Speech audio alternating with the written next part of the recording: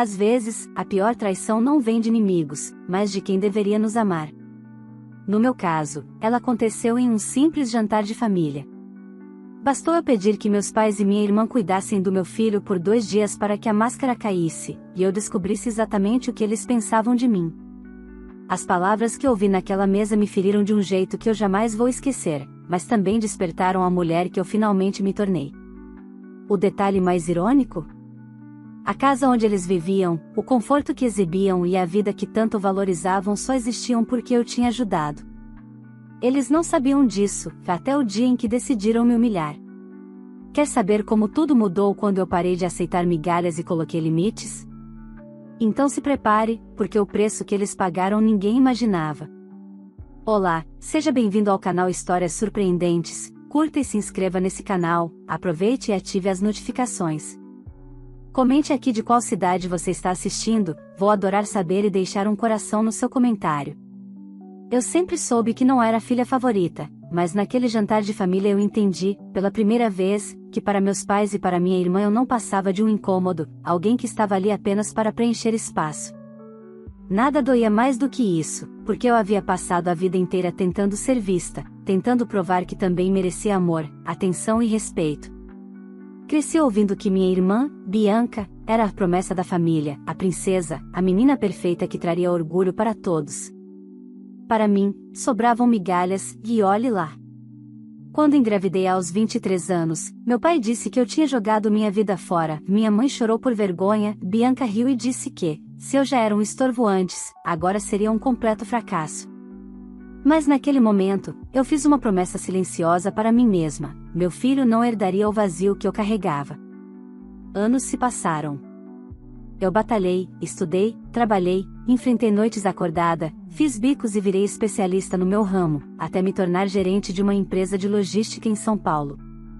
Foi quando meus pais e minha irmã estavam quase perdendo a casa que pedi demissão para assumir outro cargo com um salário maior, e então comprei uma casa maior e confortável para eles morarem. Já que diziam não ter para onde ir e você sempre foi boa, minha mãe disse na época, como se fossem palavras suficientes para compensar toda uma vida de desprezo.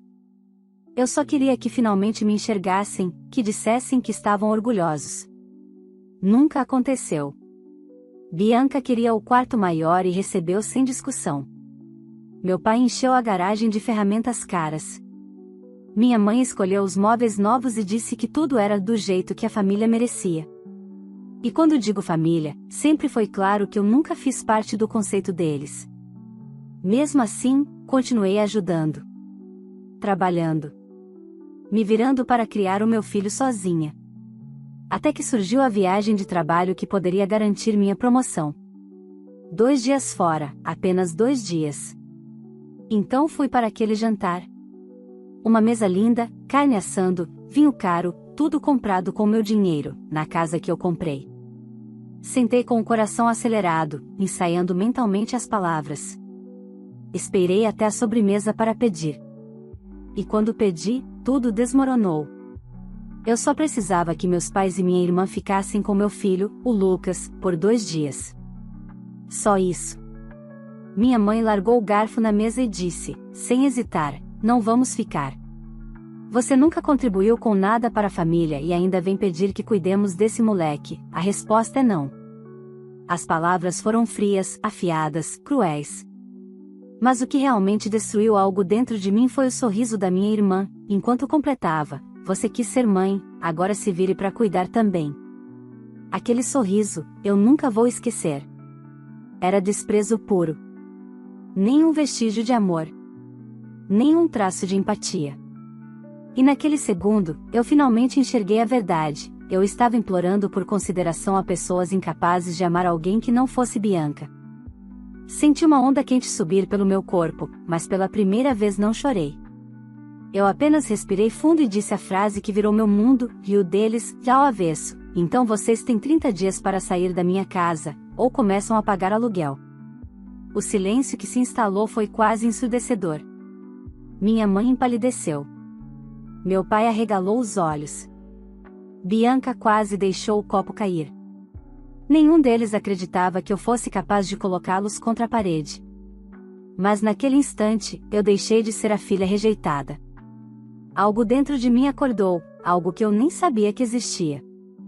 E a partir daquele momento, cada escolha que fiz, e ainda faria, mudaria completamente as nossas vidas.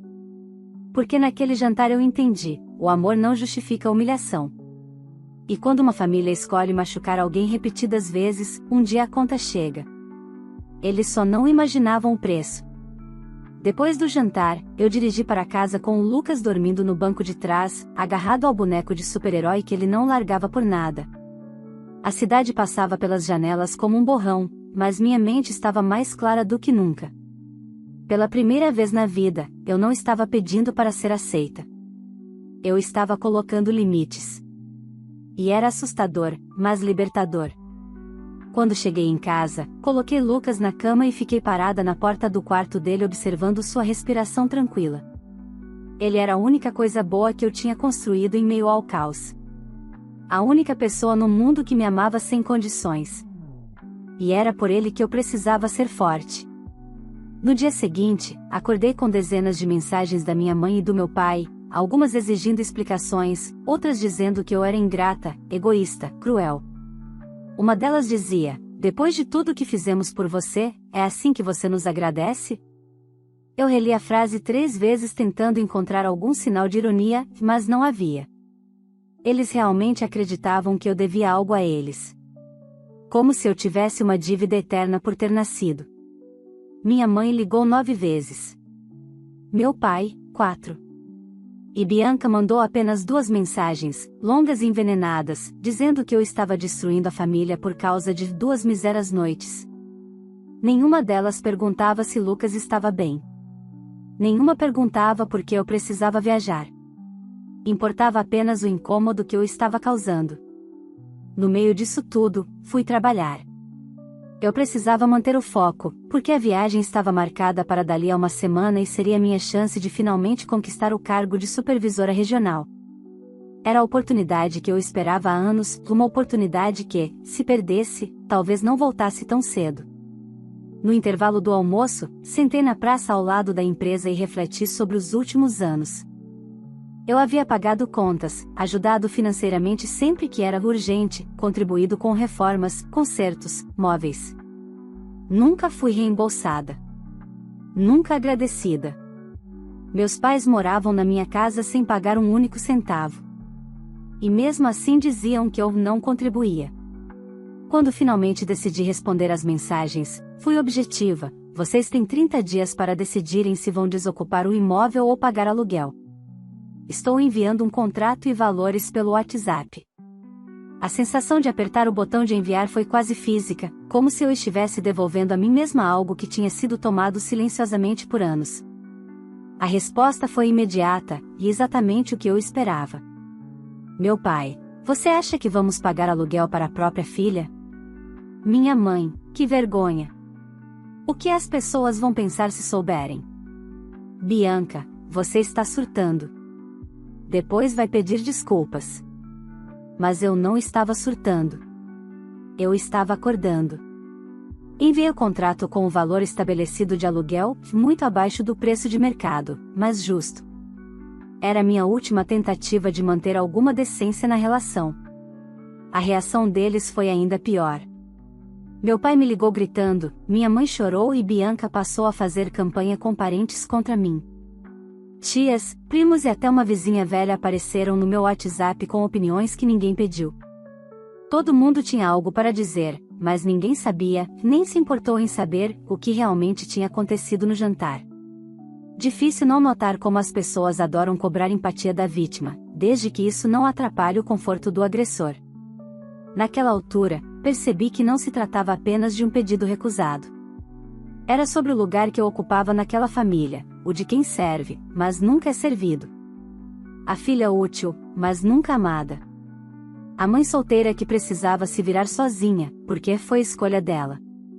E então veio o golpe final da semana. Recebi um e-mail anônimo atacando minha competência como mãe e insinuando que Lucas era peso morto na vida de qualquer homem. Só havia uma pessoa no mundo que falaria daquele jeito. Bianca. Eu tremi de raiva e tristeza, mas dessa vez não chorei. Abri meu computador, respirei fundo e fiz o que precisava fazer. Fui consultar um advogado de confiança sobre o contrato de aluguel, para garantir que tudo estava correto e legal. Se eles achavam que eu ia recuar, estavam prestes a descobrir a mulher que eu tinha me tornado. O relógio estava correndo e os 30 dias iriam passar mais rápido do que eles imaginavam. A guerra silenciosa havia começado, e eu estava pronta. Os primeiros 10 dias passaram como uma tempestade. Meus pais e Bianca ignoraram completamente o contrato, como se a minha decisão fosse apenas um surto passageiro. Continuavam postando selfies felizes na sala da minha casa, comemorando aniversários, fazendo churrasco aos domingos, enquanto por trás me desprezavam. Eles tinham certeza absoluta de que eu iria voltar atrás. Mas não voltei. E foi justamente quando perceberam isso que as coisas começaram a ficar feias. Num sábado de manhã, quando eu estava tomando café e ajudando Lucas com um desenho para a escola, meu pai apareceu na porta do meu apartamento sem avisar. Ele entrou sem pedir permissão, como sempre fez na vida. Não perguntou como eu estava, não perguntou do neto.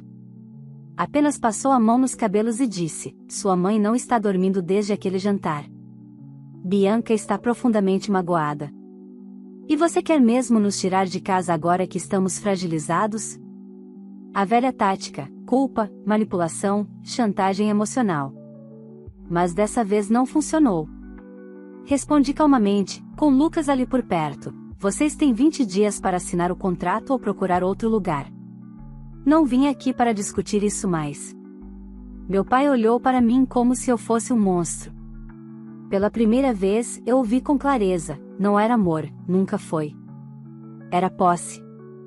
Controle. Eu não estava perdendo uma família. Eu estava me libertando de uma prisão emocional. No dia seguinte, Bianca começou a agir. Ela sempre foi inteligente, só usava a inteligência para as coisas erradas. Criou um grupo no WhatsApp chamado Família em Crise, adicionou parentes e começou a inventar uma narrativa na qual eu era cruel, desumana, egoísta e estava jogando os pais na rua por causa de orgulho e um pedido bobo. Minha caixa de mensagens explodiu novamente com julgamentos gratuitos de pessoas que só lembravam da minha existência quando precisavam de algo. Foi quando eu decidi que ninguém falaria por mim. Gravei um áudio no grupo: "Vocês não estavam no jantar.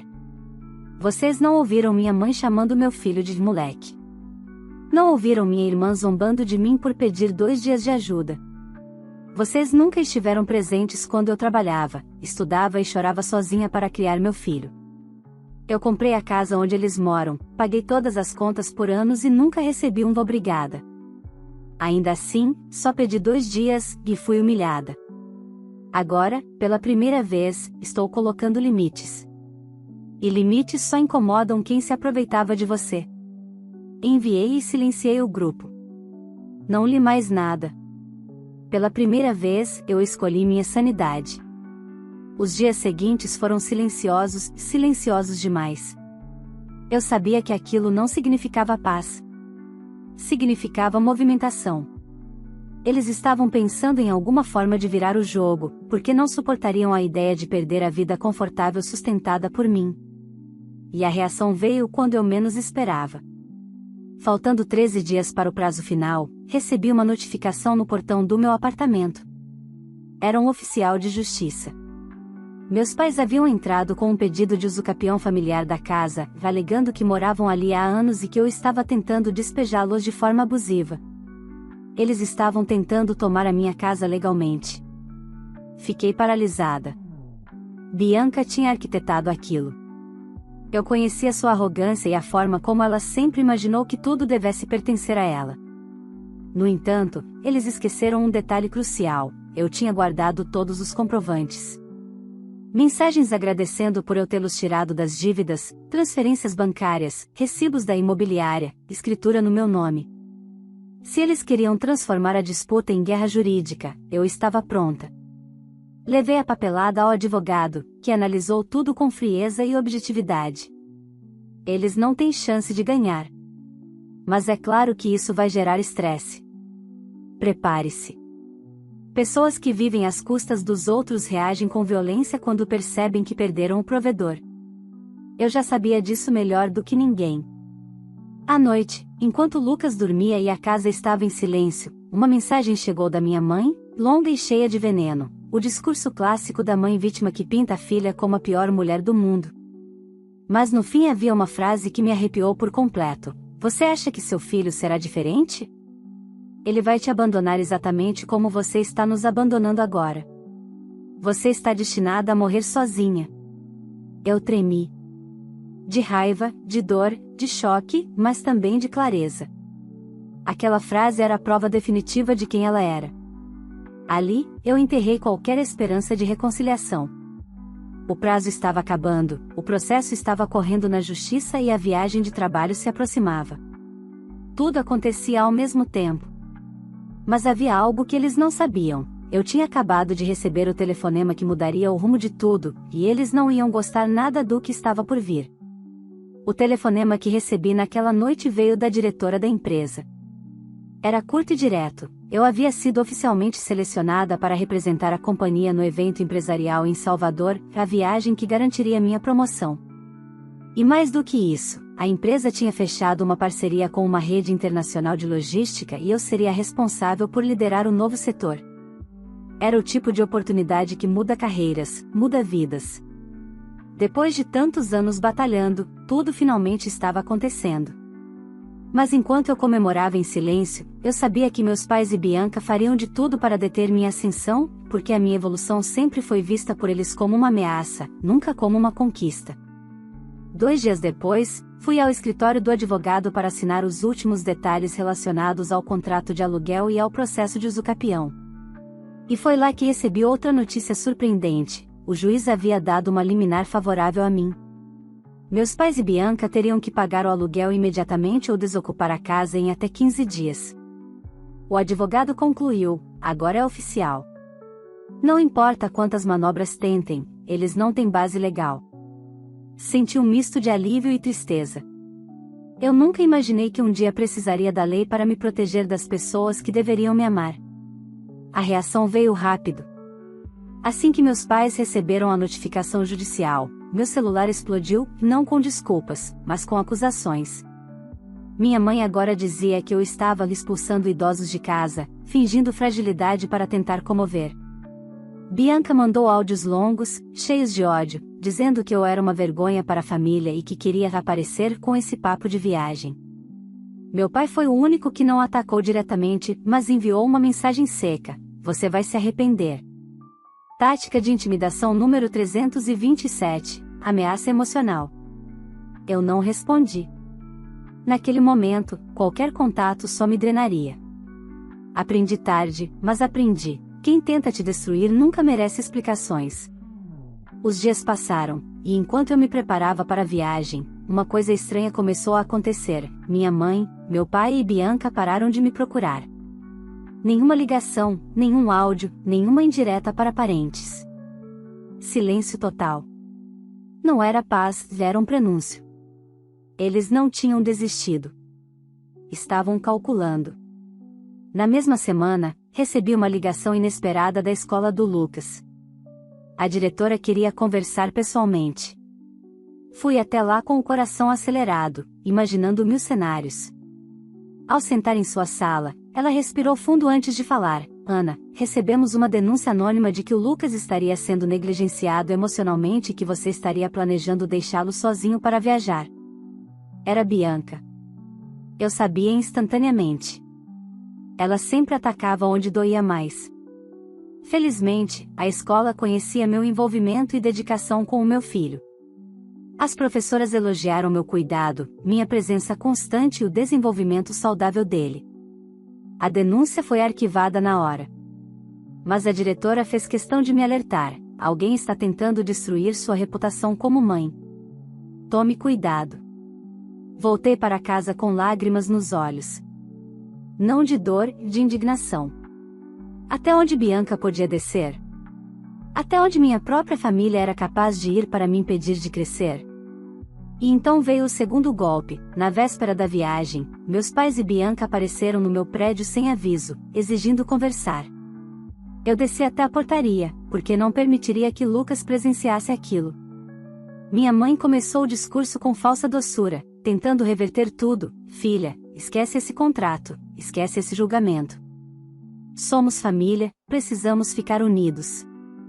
Você sabe que amamos o Lucas. A frase mal terminou e eu ri. Não um riso feliz, um riso de libertação. Amam o Lucas? Vocês se recusaram a cuidar dele por 2 dias. Vocês o trataram como peso. Não existe amor aí. Bianca então assumiu o tom ofensivo. Você está assim porque está cheia de dinheiro agora. Mas quando perder essa promoção, vai voltar rastejando. Foi quando eu falei com frieza, mas sem gritar. Vocês não conseguiram me impedir de vencer profissionalmente. Agora tentam destruir minha relação com meu filho. Isso acabou hoje. Meu pai, que estava calado, finalmente falou: se você viajar, não espere que tenhamos paciência com prazos e pagamentos. Vai ser guerra. Eu olhei para os 3, e pela primeira vez não senti medo. Então que seja guerra. Vocês já perderam a casa e ainda não perceberam. Voltei para o apartamento e fechei a porta enquanto eles gritavam do corredor. E naquele momento, com as mãos tremendo, entendi algo profundo. Quando você para de aceitar abusos, as pessoas que viviam às suas custas te enxergam como inimiga. No dia seguinte, embarquei para Salvador e achava que nada poderia estragar aquele momento. Mas eu estava errada. Porque, mesmo de longe, minha família ainda encontraria uma forma de me atingir. E o que aconteceu lá seria o ponto de virada definitivo, o momento em que tudo desmoronou para eles. A viagem para Salvador foi tudo o que eu tinha sonhado e, ao mesmo tempo, tudo o que eu temia. O evento estava repleto de investidores, líderes empresariais e diretores de grandes companhias. Fui elogiada, convidada para reuniões, cortejada profissionalmente. Pela primeira vez em muitos anos, senti que o esforço de uma vida inteira estava se transformando em reconhecimento real. Curiosamente, eu não me senti deslocada. Não me senti pequena. Não me senti inferior. Era como se, pela primeira vez, eu estivesse no lugar onde sempre deveria ter estado. A minha nova supervisora me apresentou como uma profissional brilhante e resiliente, e eu sorri, não porque era elogio, mas porque eu sabia que era verdade. No segundo dia do evento, recebi uma chamada do meu advogado. Atendi com o coração acelerado, imaginando o pior. Mas, surpreendentemente, ele tinha boas notícias. Meus pais e Bianca haviam assinado o contrato de aluguel. Não por boa vontade, claro, mas porque a multa por descumprimento da liminar seria altíssima, sem falar no risco de despejo imediato. Era oficial, eles teriam que pagar. Pela primeira vez, eu estava estabelecendo uma consequência real para o desrespeito. E eles sabiam disso. Cheguei a acreditar que aquele seria o fim do inferno. Que finalmente teriam aceitado os limites. Mas eu subestimei a capacidade da minha família de criar caos. Na noite anterior à minha apresentação final, minha chefe veio até mim no hotel com um rosto sério, segurando o celular. Preciso conversar com você, Ana. Meu estômago se revirou. Ela colocou o celular na minha frente e apertou play, que era um áudio anônimo, denunciando-me como uma mãe irresponsável que abandonava o filho para viajar e se divertir, insinuando que eu estava negligenciando Lucas e colocando meu trabalho acima dele. O áudio era nitidamente manipulado, cheio de mentiras dramáticas e adjetivos pesados, mas a intenção estava clara: destruir minha imagem profissional. Enquanto eu ouvia, meu corpo inteiro formigou. Bianca. Só podia ser Bianca. Reconheci até o jeito de montar as frases. Mas minha chefe não era ingênua. Quando terminou o áudio, ela desligou a tela do celular e me olhou nos olhos. Ana, eu sei muito bem que isso é falso. Pessoas talentosas e dedicadas costumam incomodar quem se sente inferior. Não se preocupe com isso. Mas fique alerta, alguém está tentando te derrubar. Nesse momento, algo dentro de mim mudou. Antes, tudo isso me machucava porque vinha de pessoas que eu amava.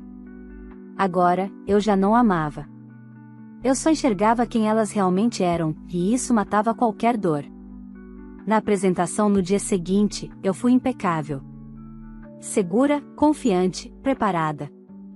Saí aplaudida de pé. O brilho que por tantos anos eu quis que minha família reconhecesse, agora eu percebia que ele nunca dependeu deles. Voltei para São Paulo com um contrato de promoção em mãos e um bônus que mudaria completamente minha vida. Estava radiante quando entrei em casa e abracei o Lucas, que correu até mim com o sorriso mais lindo do mundo. Mas no dia seguinte, acordei encarando o caos mais uma vez. Quando cheguei perto da casa que eu havia alugado para meus pais, apenas para entregar pessoalmente o boleto do primeiro mês, exigido pelo advogado, encontrei a garagem vazia. Nenhum dos carros estava lá. A porta do portão estava aberta. E assim que entrei, senti o impacto. A casa estava completamente destruída por dentro. Arranhões nas paredes. Objetos quebrados. Portas arrancadas. Móveis rasgados. No chão da sala, a velha cristaleira que minha mãe dizia amar, estilhaçada. No quarto de Bianca, o espelho enorme estava quebrado. Meu pai havia rabiscado a parede com tinta spray: família não expulsa família. Outra frase vinha logo abaixo: você nos roubou. Eu fiquei parada ali, no centro da sala devastada, tentando entender. Eles assinaram um contrato para evitar a multa, mas decidiram destruir a casa para me punir. A casa que eu comprei com suor, noites sem dormir e trabalho duro. Era como se quisessem deixar uma cicatriz física para combinar com a cicatriz emocional. Era evidente, não era ignorância, não era desespero, era crueldade planejada. Quando entrei no quarto do Lucas, a dor virou gelo puro. Eles tinham rasgado os desenhos que ele fez e que ficavam em porta-retratos na parede. Rasgaram o que eu tinha de mais precioso naquela casa, as memórias do meu filho. Foi ali que a dor morreu e a decisão nasceu. Saí e fui direto para a delegacia, acompanhada do advogado. Registrei a ocorrência, apresentei fotos e vídeos e dei continuidade ao despejo imediato com indenização por danos materiais. Meus pais e Bianca não poderiam mais se esconder atrás de laços sanguíneos. Eles agora enfrentariam consequências reais, legais e financeiras. Naquela noite, sentei na varanda do meu apartamento enquanto Lucas dormia. E pela primeira vez, senti algo inesperado: paz. Uma paz silenciosa, adulta, amadurecida, a paz de quem finalmente colocou um ponto final no ciclo de abuso. Mas a história ainda estava longe de terminar. Porque, quando a justiça entrou em cena, minha família não recuou. Eles tentariam o golpe mais sujo de todos, e seria esse golpe que selaria nosso destino para sempre. A destruição da casa foi apenas o início da queda deles. Depois do boletim de ocorrência, o processo de despejo avançou rapidamente e a indenização por danos materiais se transformou em algo inevitável. Eu acreditava, ingenuamente, que passar pelo sistema judicial colocaria um ponto final naquela guerra. Mas eu subestimei até onde uma família ressentida pode ir quando perde o controle sobre a pessoa que sempre sustentou os privilégios deles. 3 dias depois do registro do boletim, recebi uma ligação do Conselho Tutelar. Alguém havia denunciado anonimamente que Lucas estaria vivendo em ambiente instável, cercado de conflitos familiares e sob risco emocional. A denúncia dizia ainda que eu havia exposto meu filho à negligência afetiva. Meu coração foi ao chão, mas minha mente interpretou imediatamente: Bianca. Era exatamente o tipo de golpe que ela daria, cruel, covarde e direcionado ao que mais doía em mim. Passei horas dando depoimento. Apresentei boletins médicos, boletins escolares, fotos, mensagens e até vídeos. Lucas foi ouvido por uma psicóloga infantil treinada e saiu da sala sorrindo. Ao final, a conselheira olhou para mim com empatia e disse: seu filho é amado, saudável e muito bem cuidado. Essa denúncia foi de má fé. Mas prepare-se, pessoas que fazem denúncias falsas costumam tentar outras maneiras. Eu saí dali tremendo. Não de medo, mas de indignação. Minha família estava disposta a me destruir, mesmo que isso significasse machucar uma criança. E aquilo matou qualquer dúvida que ainda pudesse existir dentro de mim: eles nunca me amaram. Nunca amaram Lucas. Eles só amavam o conforto que eu proporcionava. Poucos dias depois, recebi uma intimação para comparecer a uma audiência. Meus pais e Bianca estavam tentando pedir na justiça uma interdição parcial alegando que eu era emocionalmente desequilibrada e incapaz de administrar minha própria vida. A intenção era nítida: se conseguissem me declarar instável, poderiam exigir acesso aos meus bens e recuperar, por vias legais, o padrão de vida que perderam. Eu tremia quando entrei na sala da audiência, mas não estava sozinha. Meu advogado estava ao meu lado. A promotora do caso já conhecia antecedentes, denúncias falsas, invasão de propriedade, danos materiais, e, quando a audiência começou, a verdade emergiu com clareza. Meus pais e Bianca alegavam que eu estava destruindo a família porque queria me vingar deles. Bianca disse, com lágrimas completamente teatrais, que eu estava psicologicamente instável por criar um filho sem pai.